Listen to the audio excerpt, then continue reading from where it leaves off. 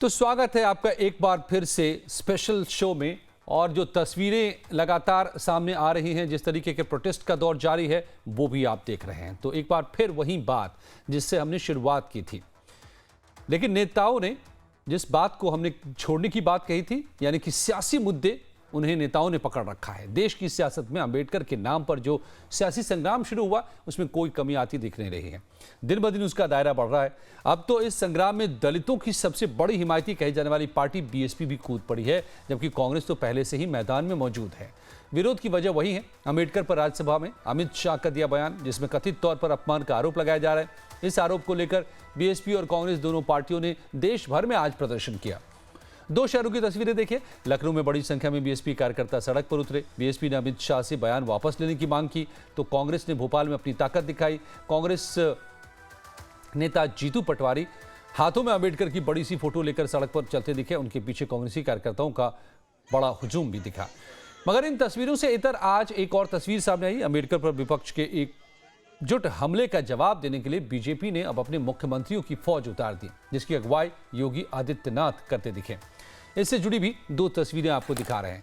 एक तरफ योगी आदित्यनाथ, दूसरी तरफ बाकी राज्यों के भी मुख्यमंत्री दनादन प्रेस कॉन्फ्रेंस करते नजर आए, जिनमें आप गुजरात के सीएम भूपेंद्र पटेल, एमपी के सीएम मोहन यादव, राजस्थान के सीएम भजन लाल, हरियाणा के सीएम नायब सिंह सैनी और छत्तीसगढ़ के सीएम विष्णुदेव साय, आप सबको देख सकते हैं। एक दिन में करीब करीब एक ही समय पर बीजेपी ने नई रणनीति के तहत अपने तमाम मुख्यमंत्रियों को बचाव और विपक्ष पर पलटवार के लिए उतारा। अब हम आपको दिखाते हैं योगी आदित्यनाथ ने किस तरह विपक्ष को जवाब दिया है। ये लोग किस रूप में समाज को विभाजित करने के लिए राजनीति करना चाहते हैं। आदरणीय गृह मंत्री जी के बयान को आधा अधूरा मीडिया के सामने प्रस्तुत करके उसके नाम पर किस प्रकार से अपनी राजनीतिक रोटियां इनके द्वारा सेकी जा रही है, इस तरीके से समाज को गुमराह करने का कार्य किया जा रहा है। अपने किए हुए पर पर्दा डालने के लिए इनके द्वारा लगातार इस शरारत की जा रही है।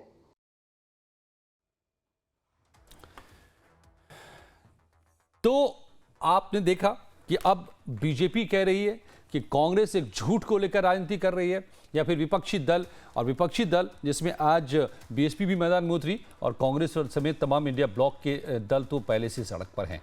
तो क्या सच क्या झूठा, यही बात दिल्ली के चुनाव में भी दिखाई दे रहा है, और यही बात यहाँ पूरे देश में भी इस वक्त नजर आ रहा है। जो अंबेडकर के अपमान को लेकर के विपक्ष सड़क पर है, तो बीजेपी कह रही है कि ये पूरी तरह झूठ की राजनीति है। तो असल में इस मुद्दे से कितना सरोकार हमारा आपका है, हम सभी देशवासी सम्मान करते हैं। सम्मान ही नहीं बल्कि बहुत ज़्यादा हम आस्था रखते हैं हमारे संविधान के जनक के तौर पर।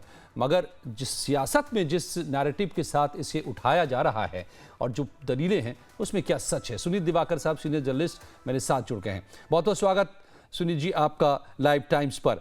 तो बेशक राहुल गांधी महंगाई के मुद्दे को लेकर के आज लोगों के बीच भी पहुंचे, मगर सड़क पर अंबेडकर के मुद्दे को लेकर के ही अभी भी तमाम विपक्षी दल मौजूद हैं।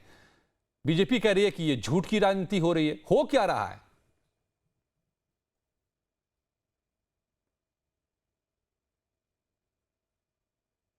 सुनील जी।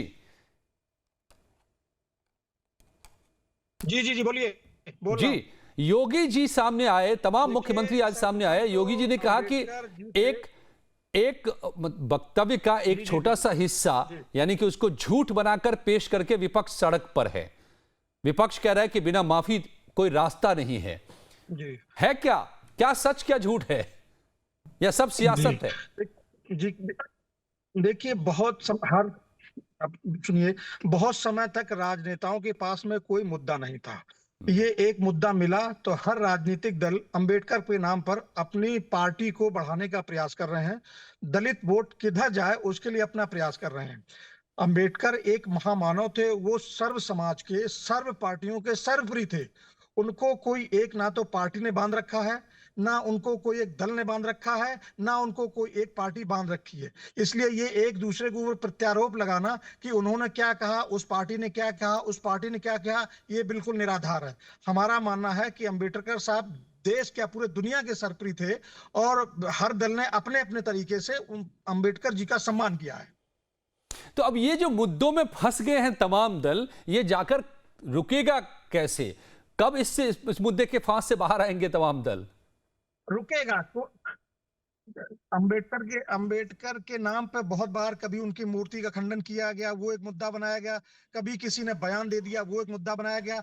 तो मुद्दा की एक शुरुआती तो बहुत तीव्र गति से होती है, लेकिन उसी गति से धीरे धीरे ठंडा भी हो जाता है। अंबेडकर का मुद्दा एक बार कोई पहली बार नहीं बना। हमने एक घटना कानपुर में देखी थी, वो भी मुद्दा बना। महाराष्ट्र में एक वो भी मुद्दा बना था। धीरे धीरे एक ये भी अमित शाह के बयान पर मुद्दा बन गया है। तो हर पार्टी एक दूसरे के ऊपर प्रत्यारोप लगाती, वो कहते हैं अंबेडकर का उन्होंने अपमान किया, उन्होंने अपमान किया। लेकिन हमारा मानना है कि जो भी पार्टी होती है, जो भी दल होता है, जो भी समाज में जागरूक है, वो सब अंबेडकर जी का सम्मान करते हैं। बिल्कुल। तो अब जो ये देख रहे हैं हम कि विपक्ष, जिसमें कि आज बीएसपी भी शामिल हुई, लाजमी था जब अंबेडकर साहब को लेकर के इतना बड़ा आंदोलन देश में चल रहा हो तो बीएसपी कैसे किनारे खड़ी रह सकती थी? तो उसे भी आना था, आई सड़क पर। कांग्रेस तो पहले ही दिन से है। तो अब बीजेपी जो कह रही है जी, तो कि एक झूठ पर राजनीति हो रही है, सवाल यह है कि जनता क्या समझ रही है? बीएसपी थी कहां?